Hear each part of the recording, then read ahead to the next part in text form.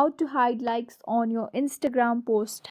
Hello everyone, this is a Hazel here to assist you today. Without any delay, let's get started. First of all, go to the Instagram application.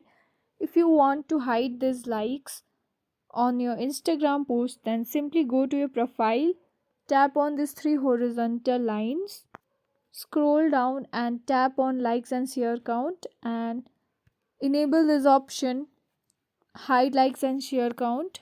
Go back.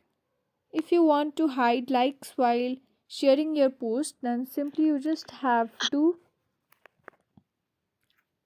select a post, tap on next, scroll down and tap on advanced setting, and here at the sections of like and play, you just have to toggle on this option hide likes and count on this post and tap on share, and when the post will be shared, people won't be able to see your likes and share counts. So that's all.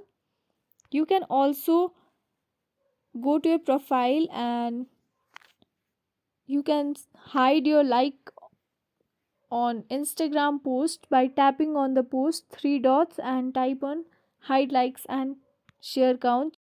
Thanks for watching. If you guys enjoyed this video, please like, subscribe and hit the bell for the updates. That's all for now and I'll catch you in the next one.